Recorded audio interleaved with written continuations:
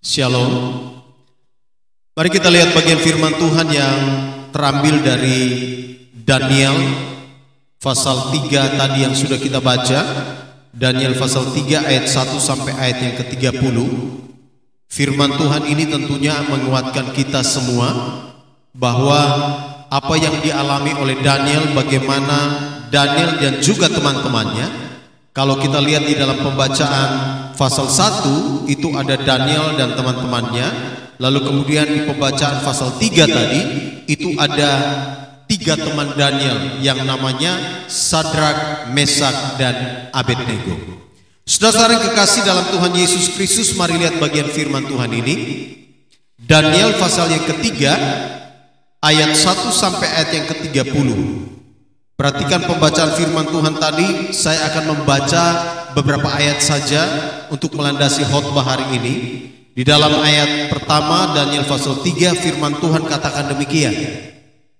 Raja Nebukadnezar membuat sebuah patung emas yang tingginya 60 hasta dan lebarnya 6 hasta yang didirikannya di dataran Dura di wilayah Babel. Lalu Raja Nebukadnezar menyuruh orang mengumpulkan para wakil raja, para penguasa, para bupati, para penasihat negara, para bendara, para hakim, para ahli hukum, dan semua kepala daerah untuk menghadiri pentabisan patung yang telah didirikannya itu. Lalu berkumpullah para wakil raja, para penguasa, para bupati, para penasehat negara, para bendahara, para hakim, para ahli hukum, dan semua kepala daerah untuk menghadiri pentabisan patung yang telah didirikan Raja Nebukadnezar itu. Dan berserulah seorang bentara dengan suara nyaring, beginilah dititahkan kepadamu, hai orang-orang dari segala bangsa, suku bangsa, dan bahasa. Demi kamu mendengar bunyi sangkakala, seruling, kecapi, rebab, gambus, serdam, dan berbagai-bagai jenis bunyi-bunyian, maka haruslah kamu sujud menyembah patung yang telah didirikan Raja Nebukadnezar itu. Siapa yang tidak sujud menyembah akan dicampakkan seketika itu juga ke dalam perapian yang menyala-nyala. Demikian pembacaan firman Tuhan bagi kita semua. Berbahagialah kita yang membaca firman Tuhan, merenungkannya, dan melakukannya di dalam kehidupan kita hari lepas hari. Saudara-saudara yang kekasih dalam Tuhan Yesus Kristus, jemaat Tuhan yang kekasih, tema khotbah hari ini ialah iman di masa sulit. Iman di masa sulit. Saudara-saudara yang kekasih dalam Tuhan Yesus Kristus, setiap kita pasti akan mengalami masa-masa sulit di dalam kehidupan. Setiap kita pasti akan mengalami berbagai macam peristiwa-peristiwa, kejadian-kejadian sulit di dalam kehidupan. Tetapi Alkitab berkata kalau kita memiliki iman di dalam Tuhan, maka kita pasti bisa melewati masa-masa sulit itu dengan penuh kemenangan. Karena apa? Karena ketika kita beriman, ketika kita percaya kepada Tuhan, maka kita pasti akan melihat Tuhan menyatakan mujizatnya di dalam kehidupan kita. Perhatikan pembacaan firman Tuhan yang baru kita baca. Sadrak, Mesak, dan Abednego adalah rombongan pemuda-pemuda dari Yehuda yang dibawa di dalam pembuangan di Babel. Kalau di pasal 1 tadi saya sudah katakan ada Daniel, kemudian Sadrak, Mesak, dan Abednego. Atau kalau saudara-saudara lihat ayat itu, di sana jelas sekali di dalam pasal 1 kitab Daniel ayat yang ke-7, pemimpin pegawai istana itu memberi nama lain kepada mereka. Daniel dinamainya Belsasar, Hananya dinamainya Sadrak, Misael dinamainya Mesak, dan Asarya dinamainya Abednego. Perhatikan, mereka ini adalah orang-orang Yehuda yang dibawa ke dalam pembuangan di Babel. Lalu singkat cerita, mereka adalah orang-orang yang pintar. Ini anak-anak muda yang pintar. Mereka kemudian memperoleh posisi-posisi yang sangat penting. Mereka kemudian diangkat oleh Raja Nebukadnezar. Sekalipun mereka itu perantau, sekalipun mereka itu orang buangan, sekalipun mereka itu adalah orang-orang yang ditawan, tetapi lihat, Tuhan menyertai mereka.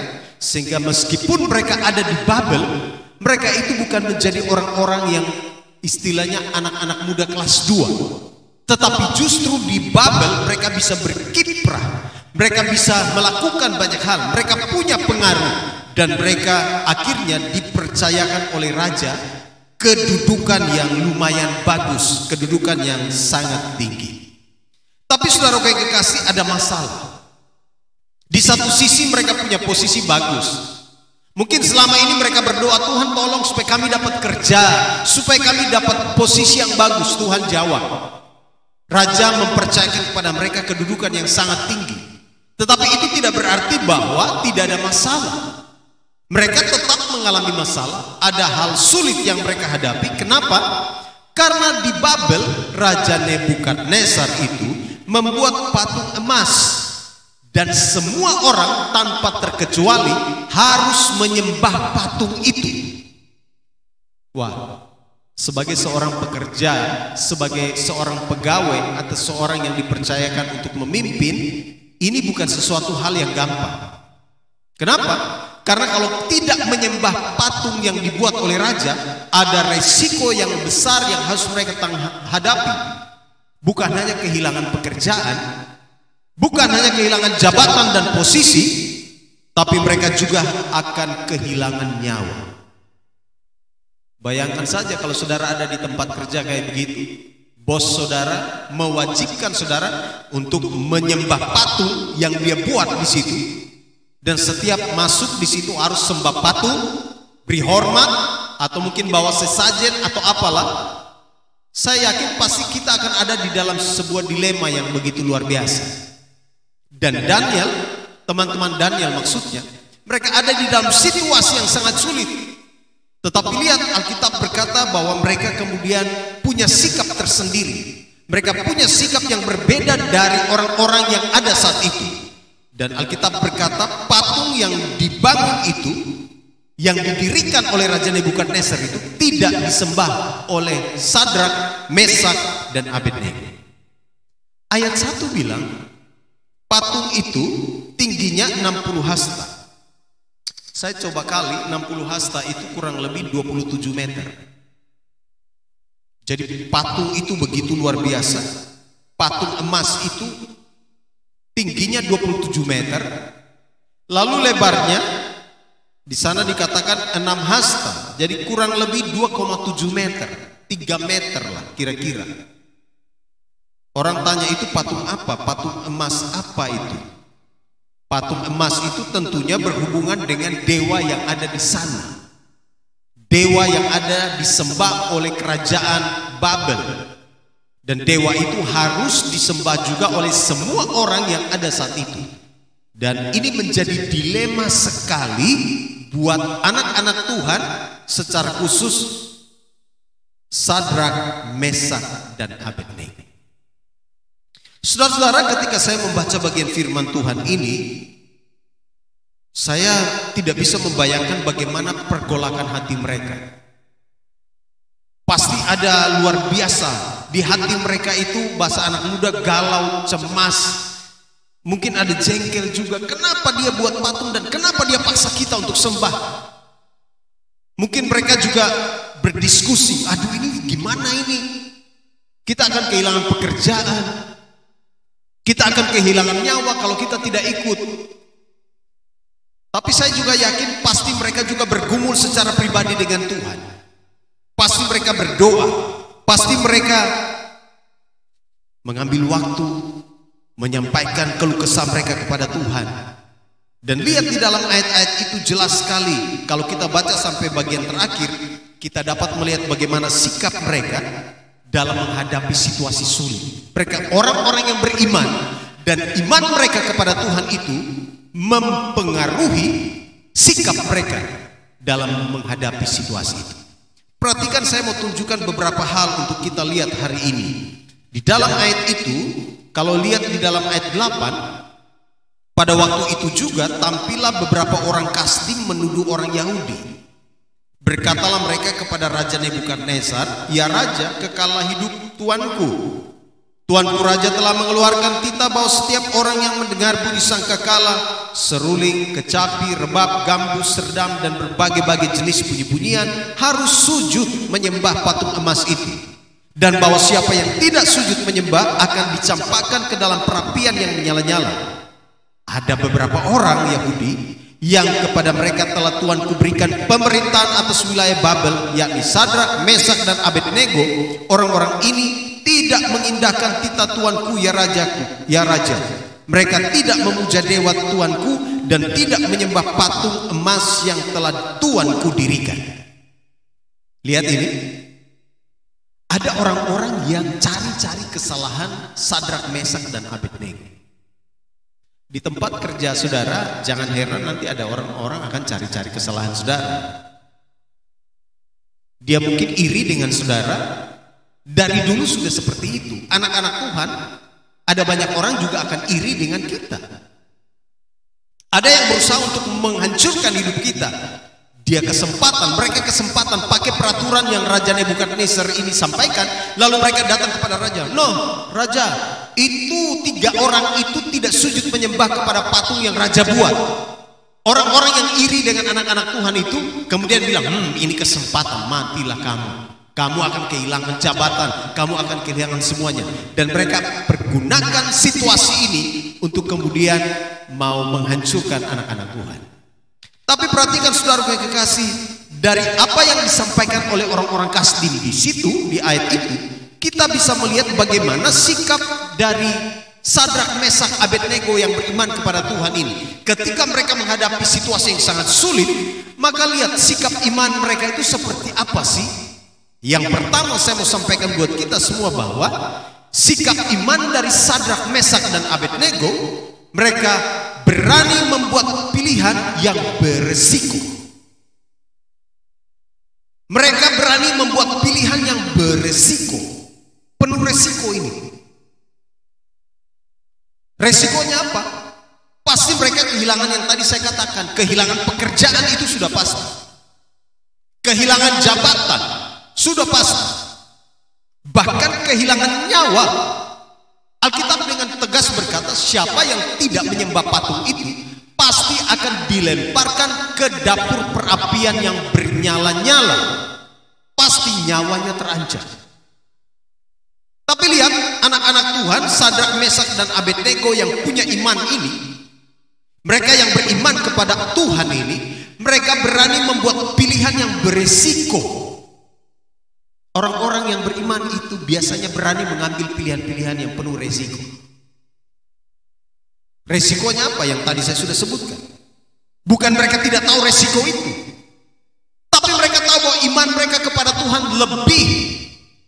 Mereka punya iman kepada Tuhan harus lebih mereka pertahankan, harus lebih mereka perkuat.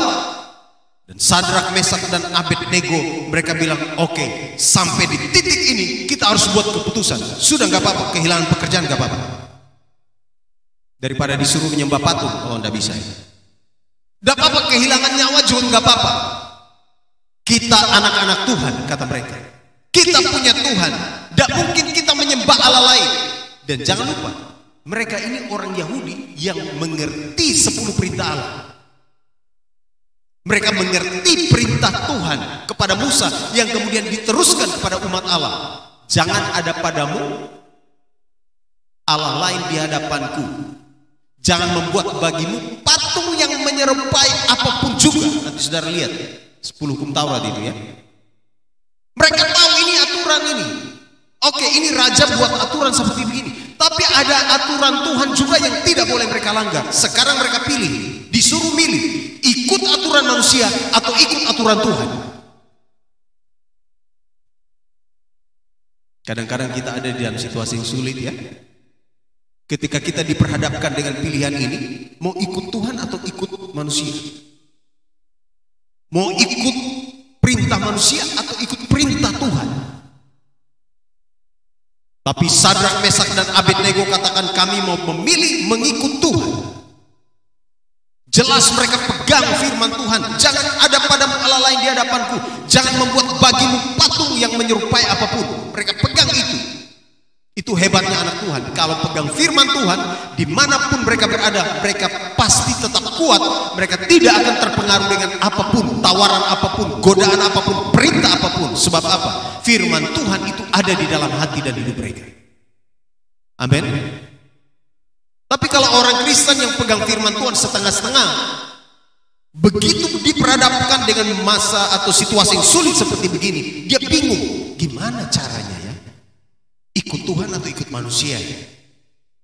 Tapi Sadrak, Mesak dan Abednego mereka punya iman, dan karena mereka punya iman kepada Tuhan, mereka berani membuat pilihan yang beresiko.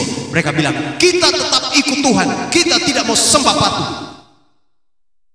Dan mereka dilaporkan oleh orang Kasdim kepada raja. Iman kepada Tuhan akan membuat kita bertahan dengan pilihan-pilihan kita yang beresiko itu. Saya ulang.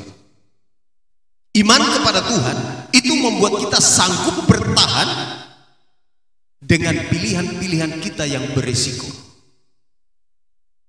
Ikut Tuhan selalu ada tantangan, bukan? Ikut Tuhan kita pasti akan diperhadapkan dengan berbagai situasi yang sangat sulit, bukan? Dan kita dituntut saat itu, pilihan ada di depan kita, memilih untuk menyenangkan Tuhan atau memilih untuk menyenangkan manusia. Sadrak, Mesak dan Abednego ada di dalam pilihan yang sulit. Mereka dituntut untuk mau menyenangkan hati Raja Nebukadnezar atau menyenangkan hati Tuhan. Waduh, ini sulit. Tapi mereka berani membuat pilihan yang beresiko. Dan orang yang punya iman, biasanya kualitas hidup mereka teruji. Orang yang punya iman kepada Tuhan, biasanya mereka punya kualitas rohani itu teruji. Mereka tidak gampang goyah.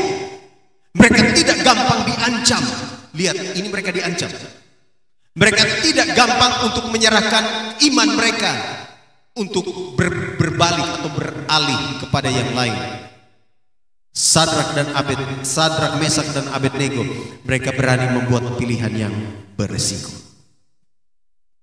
Saudara, ada banyak pilihan yang hari-hari ini ada di depan mata kita, bukan? Orang-orang yang punya iman kepada Tuhan, Tuhan pasti akan memberi hikmat kepada dia untuk memilih yang terbaik. Amin. Setiap hari kita ada diperhadapkan dengan banyak pilihan, saudara. Itu sebabnya ketika kita bergantung sepenuhnya kepada Tuhan, ketika kita memegang firman Tuhan, menghidupi firman Tuhan, maka Tuhan memberikan hikmat kepada kita untuk memilih mana yang terbaik. Dan kadang-kadang pilihan yang terbaik itu penuh dengan resiko. Tapi jangan lupa, meskipun itu penuh dengan resiko, Tuhan selalu ada dan Dia akan menyatakan mujizatnya bagi kita. Amin. Anak muda, orang tua, anak remaja, siapapun pasti akan selalu berhadapan dengan pilihan-pilihan sulit. Tapi saya mau katakan begini, berdoalah kepada Tuhan. Ketika ada pilihan-pilihan sulit di depan mata, jangan buru-buru untuk membuat pilihan. Lalu yang kedua, kalau jelas-jelas apa yang ditawarkan itu kepada kita bertentangan dengan firman Tuhan, tidak menyenangkan hati Tuhan, jangan ragu untuk berkata tidak, untuk tidak memilih itu. Amin. Saya selalu katakan, kalau ada orang-orang yang kemudian menawarkan kepada kita atau memperhadapkan kepada kita pilihan-pilihan yang itu membuat iman kita akan terganggu, jangan mengambil pilihan itu. Sadrak, Mesak dan Abednego ada di situasi sulit. Saya yakin kalau kita ada di situasi itu, kita juga bingung. Pasti sulit. Hidup terancam, masa depan terancam, pekerjaan terancam, keluarga terancam. Tapi mereka memilih. Mereka tahu, di dalam iman mereka tahu apa yang mereka pilih ini menyenangkan hati Tuhan. Sudah. Kita tidak usah pilih, kata mereka. Kita tidak usah pilih mengikuti perintah raja. Kita langgar saja perintah raja. Kita tidak usah indahkan itu perintah raja. Kita tidak usah ikuti perintah raja. Apapun resikonya, mereka sudah siap. Ini sikap orang yang punya iman di masa sulit. Mereka berani membuat pilihan-pilihan yang beresiko. Yang kedua, perhatikan ayat itu, saudara yang kekasih. Ayat 17 dan 18 yang tadi sudah kita baca. Ketika Sadrak, Mesak dan Abednego dilaporkan, lalu sekarang raja memanggil mereka. Begitu raja memanggil mereka, ayat 14 berkata, berkatalah Nebukadnezar kepada mereka. Sebelumnya raja marah sekali. Di ayat 13, Nebukadnezar memerintahkan dalam amarahnya dan geramnya. Dia bilang, bawa orang-orang itu datang kepada saya. Lalu ayat yang ke-14, berkatalah Nebukadnezar kepada mereka, apakah benar, hai Sadrak, Mesak dan Abednego, bahwa kamu tidak memuja dewaku dan tidak menyembah patung emas yang kudirikan itu? Sekarang jika kamu bersedia demi kamu mendengar bunyi sangkakala, seruling, kecapi, rebab, gambus, serdam dan berbagai-bagai jenis bunyi-bunyian, sujudlah menyembah patung yang kubuat itu. Tetapi jika kamu tidak menyembah, kamu akan dicampakkan seketika itu juga ke dalam perapian yang menyala-nyala, dan dewa manakah yang dapat melepaskan kamu dari dalam tanganku? Ayat 16, perhatikan. Lalu Sadrak, Mesak dan Abednego menjawab Raja Nebukadnezar, tidak ada gunanya kami memberi jawab kepada tuanku dalam hal ini. Saudara, ada sikap iman yang ditunjukkan oleh Sadrak, Mesak dan Abednego ketika mereka ada di dalam situasi sulit. Ketika raja sedang marah, ketika raja sedang mengancam mereka, raja bilang, kalau kamu sembah patung, saya tidak akan lemparkan kamu dalam dapur perapian. Tapi kalau kamu tidak sembah, saya akan melemparkan kamu. Saudara lihat jawaban mereka. Jawaban mereka, mereka katakan begini, tidak ada gunanya kami memberi jawab kepada tuanku dalam hal ini. Saya coba pikir-pikir, ini orang ini mereka tenang sekali ya. Tenang betul mereka menjawab raja. Padahal ada ancaman di situ. Ada situasi sulit yang akan mereka hadapi. Akan ada masalah di balik semua pilihan, keputusan yang mereka buat. Dan raja ketika ngomong begitu, mereka tenang sekali menjawab. Mereka katakan, tidak ada gunanya kami memberi jawab kepada tuanku dalam hal ini. Saya coba melihat ada sikap kedua di sini. Sikap iman orang percaya ketika ada di masa sulit yang harus kita miliki sama seperti mereka ini, Sadrak, Mesak dan Abednego. Sikapnya ialah memberikan jawaban dengan tenang, atau jawablah dengan tenang, berikan jawaban dengan tenang. Kalau orang marah-marah nih, seperti tadi, raja sedang marah-marah, raja sedang ngancam, sikap orang beriman itu apa? Jawab saja dengan tenang. Tapi kadang-kadang kita susah ya. Semua kita masih bergumul di dalam daging. Orang kalau sudah marah-marah di depan kita, dia menjengkelkan kita, rasa-rasanya ini darah tinggi naik semua. Ya kan? Rasa-rasanya kita mau marah ini. Ya kan? Rasa-rasanya kita, lihat mukanya jengkel sekali. Betul? Susah sekali ya. Memang semua kita masih sedang bergumul di dalam daging ini. Tapi kita belajar dari Sadrak, Mesak dan Abednego. Tenang sekali. Mereka jawab, sudah tuanku raja, percuma kami jawab raja. Karena kami sudah punya sikap sendiri, mereka bilang. Kami tidak akan menyembah patung itu.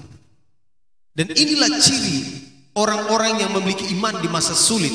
Mereka sanggup memberikan jawaban-jawaban dengan penuh ketenangan. Tenang sekali. Pernah ketemu orang-orang yang tenang seperti ini? Pernah? Saudara, kadang-kadang kita, tadi saya sudah katakan, kadang-kadang kita ada di tengah situasi yang sulit. Kadang-kadang hati kita tidak tenang, bukan? Pikiran kita sudah tidak tenang, bukan? Apalagi ada banyak masalah yang kita pikir. Ada banyak tekanan-tekanan yang kita pikir. Waduh, ini ada banyak pergumulan kita. Kadang-kadang di kepala kita sudah penuh dengan hal-hal yang luar biasa. Hati kita tertekan. Kadang-kadang jawaban kita mulai jengkel, kita mulai ngomongnya sudah macam-macam, bukan? Tapi hari ini kita belajar dari Sadrak, Mesak dan Abednego. Mereka karena memiliki iman kepada Tuhan, mereka sanggup memberikan jawaban dengan penuh ketenangan. Bagaimana Sadrak, Mesak dan Abednego itu mereka bisa jawab dengan tenang? Luar biasa. Mengapa mereka bisa jawab dengan tenang sekalipun ada masalah, tantangan yang ada di depan mereka? Kenapa? Karena mereka punya iman, karena ada kekuatan yang Tuhan berikan, karena ada damai sejahtera yang Tuhan taruh di hati mereka, sehingga sekalipun raja marah, raja mengancam mereka hanya jawab, sudahlah raja, tidak ada gunanya kami memberi jawab terhadap apa yang raja katakan itu. Orang yang punya iman, yang saya mau garis bawahi, mereka dapat memberikan jawaban dengan tenang sekalipun mereka ada dalam situasi sulit. Amin. Yang ketiga, saudaraku yang kekasih, sikap orang yang punya iman ketika mereka ada di masa sulit, sikapnya seperti apa? Tadi saya sudah baca di dalam ayat 13 sampai ayat 15. Ayat itu katakan, raja memberi tawaran, lalu kemudian ayat 15 bagian B, raja berkata, tetapi jika kamu tidak menyembah, kamu akan dicampakkan seketika itu juga ke dalam perapian yang menyala-nyala, dan dewa manakah yang dapat melepaskan kamu dari tanganku? Perhatikan di dalam ayat itu, ayat 19. Maka meluaplah kegeraman Nebukadnezar, air mukanya berubah terhadap Sadrak, Mesak dan Abednego. Lalu diperintahkannya supaya perapian itu dibuat 7 kali lebih panas dari yang biasa. Kepada beberapa orang yang sangat kuat dari tentaranya dititahkannya untuk mengikat Sadrak, Mesak dan Abednego dan mencampakkan mereka ke dalam perapian yang menyala-nyala itu. Lalu diikatlah ketiga orang itu dengan jubah, celana, topi dan pakaian-pakaian mereka yang lain, dan dicampakkan ke dalam perapian yang menyala-nyala. Karena titah raja itu keras, dipanaskanlah perapian itu dengan luar biasa, sehingga nyala api itu membakar mati orang-orang yang mengangkat Sadrak, Mesak dan Abednego itu ke atas. Tetapi ketiga orang itu, yaitu Sadrak, Mesak dan Abednego, jatuh ke dalam perapian yang menyala-nyala itu dengan